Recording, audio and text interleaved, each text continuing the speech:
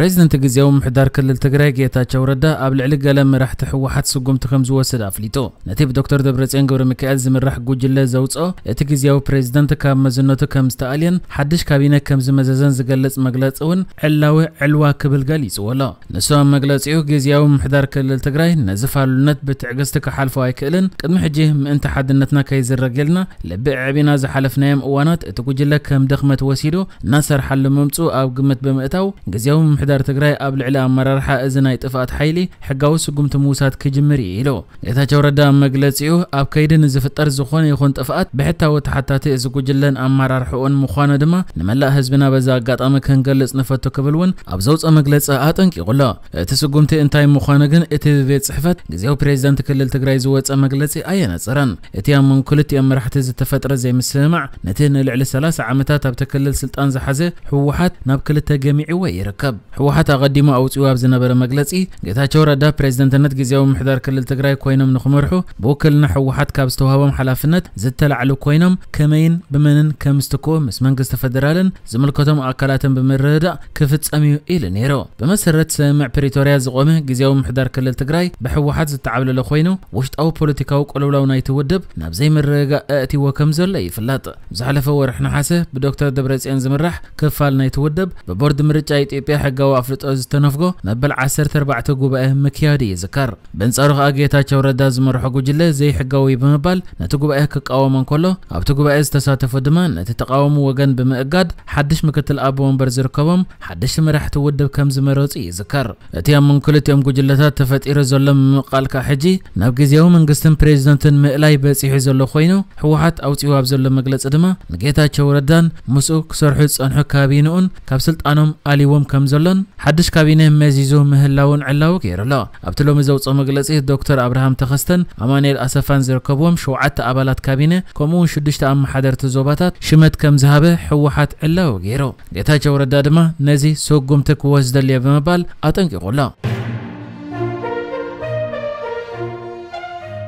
ሶማል እቲ ኣካል መሰጋገር ተልእኮ ሕብረት ኣፍሪቃ ኮይኑ ኣብ ሃገራት ተዋፊሩ ዘሎ ሰራዊት ኢትዮጵያ ከምኡውን ምስ መንግስቲ ኢትዮጵያ ብምስማዕ ካብ ስልጣን ሕብረት ኣፍሪቃ ወጻኢ ኣብ ሃገራት ተዋፊሩ ዘሎ ካልእ ክፋል ሰራዊት ኢትዮጵያ ምስ ኢትዮጵያ ምስ ሶማላንድ ዝተፈራረመቶ ስምዕ ብዝተሓዝ ካብ ሃገራ ክወጹ ትደልየሎ ኣብ ዘላ እዋን ከፈጠር ንዝኽእል ጸታዊ ሃጓፋት ንምዕባስ ኤርትራን ግብፅን ምስ ሶማል ሓቢረን ይዘራረባ ከም ዘለዋ ተገሊጹ መሰረት እቲ ወፂ ዘሎ ዜና ኤርትራን ግብፅን ንሶማል ሙሉእ ደጋፍ ከም ዘለወን ግብፅኻ ብዕሊ ሰራዊታ ኣብ ሶማል ከተዋፍር ከም ዝደሊ ተሓቢሩ ዘሎ ኮይኑ ኤርትራውን ናይ ምውፋር ተኽእሎ ኣለዋ ዝብል ዜና ተዘርጊሑ ሕጂ ድማ ኤርትራን ግብፅን ኣብ መጻኢ ብዛዕባ ክህሉ ዝኽእል ጸታዊ ውድሆታት ኣመልኪተን ይዛተያ ምህላውን ተሓቢሩ ብጀካዚ እውን ኣማኻሪ ሃገራዊ ድሕነት ሶማል ሓሰን መዓልም ኢትዮጵያ ምስ ሶማላንድ ዝተፈራረመቶ ናይ ምርድዳእ ሰነድ እንድሕር ዘይሰሪዛቶ ሰራዊታት ጠቕልሎም ካብ ሶማል ከም ዝወፁ ከም ዝግበርን ኣብ ዝመጽእ ዘሎ ናይ ሕብረት ኣፍሪቃ ዓቃቢ ሰላም እውን ክሳተፉ ከም ዘይፈቅዱን ኣፍሊጡሎ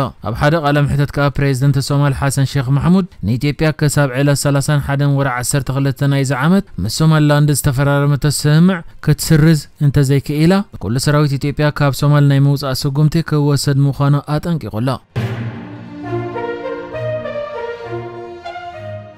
ኣብ ቃዛ ዘሎ ኩናት መብቅዕ ክግበረሉ መራሒ ሓማስ ያሕያ አልስንዋር ዝርከቦም ከሳብ ሕጂ ኣብ ቃዛ ዘለዎ ሓለፍቲ ናይ ተዕጦ ጉጅለ በድሌቶም ካብ ቃዛ ብመንገዲ ግብጽ ወጽዮም ናብ ሱዳን ክስደዱ ዝብል ሓሳብ ሰበስልጣን እስራኤል የጽንዕዎ ኣለዎ ዝብል ዜና ድሕሪ ምዝርግሑ ሱዳን ኣነ መራሕቲ ሓማስ ንኽቕበል መዝኾነ ይኹን ስምዕ ኣይገበርኩን ብምባል ነቲ መግለጺ ነጺጋቶ ኣብቲ ሎሚ ወፂ ዝነበረ ዜና ኣብ ቃዛ ዘሎ ኩናት መብቅዕ ክግበረሉን ብሓማስ ጅሆታ ተሒዞም ዘለዉ ክፍነውን ያሕያ አልስንዋር ዝርከቦም ላዕለዎት መራሕቲ ሓማስ ብወገን ግብጽ ወጽዮም ኣብ ሱዳን ንኽስደዱ ብመንገዲ ኣሜሪካ ምስ ሱዳን ምርድኣት ተገይሩ ኣሎ ተባሂሉ እዩ ነይሩ ቀዳማይ ሚኒስትር እስራኤል ቤንያሚን ነታንያሁን ያሕያ አልስንዋር ዝርከቦም ላዕለዎት መራሕቲ ሓማስ ካብ ቃዛ ክወጹን ናብ ካልእ ሃገር ክስደዱን እስራኤል ድማ ድድሕሪኦም መጽያ ከይትቕንጽሎምን ምርድዳእ ክገብሩ ከም ዝደልዩን ጅሆ እንድሕር ተፈቲሑ ድማ ውግእ ጠጠው ክብል كم زخلن كزارب تسمعين يريو سراوي السودان لو موصي وابزلو مغلصغن نحماسن عطقاتن اب سودان نخسددو بمنغونيات بايدن مردا تبصي حزبل حقنت يبلون سراوي السودان مزخونه بزعبا زغداي سمع زغبرو اكال يلن اتستزرغح زيناتات كان سراوي السودان شمو نبلال تباهيلو زتالمه وديتي بمبال سودان نحماسن وتهدراتن نخعقب زخونه يخون سمع اي جبرن اتستزرغح زينا خا كاب حق زرحقي بمبال منقس السودان قبر ملسي هيبلا زغم زيلن كل دما سراويت اسرائيل املاق ازان حماس علامه زغبره دبداب نفرت مكيادو افليتو اتعلامه حماس روكيتات زتكوسلم كبابيتات يمستبهالو كم زركبوم تحبيرلو حماس بوغنو ابطقاتي نابدوباو اسرائيل زسغر حياله كبابيتات دوبات روكيتات متكواسو افليتيو اسرائيل بتوسخي ابدوباو ليبانوس ابكابي بكا حزب الله علامه زغبره دبداب اكايدالا زفلت ابقازا زلو كينات مبقعنا مغبر امريكا اتركبن بركت زبل هاجرات دبلوماسياوي صعرتات زغبره زلو خوينن كساب حجغن اسرائيل حزب اللهن كسمامعو بزي مخالم اتكوينات بحيال ملكوعيو زقصل زلو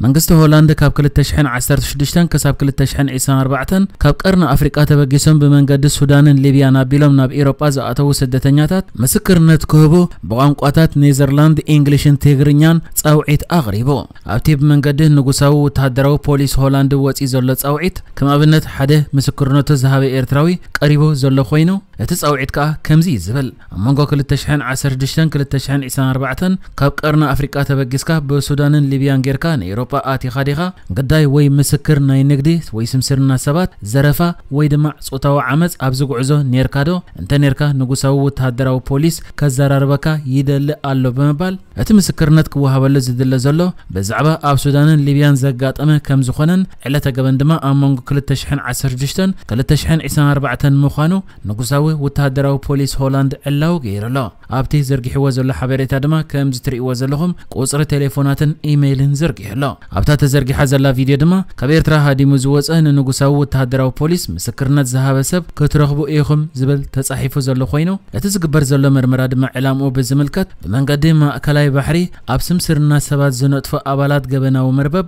بنغوساوي وتهدراو بوليس تلليوم زتاسر سبات الو ازي بنغوساو وتهدراو بوليس تجمير زلو حدش غبناو مرمرا ابكالوت ابت مسمر زنطفو غبناو مرببات زتكور خوينو غبنኛታት ናብ ሕጊ مقراب زعلميو قال مسكرنت ناي قداياتن مسخاخرن نازم مرمرة بطعم أقداسي بمبال أمانغو كل التشحن 16 كل التشحن 24 بمنقد السودان ليبيا نابيلوم من أوروبا زاتو قدايات مسكرنتهم كهبو نقوساوي وتهدراو بوليس هولندا تصاوعيت أقرب لا نحجز تدالو الزيناتات إزينيرو بكالك سب من رغب سلام نعخم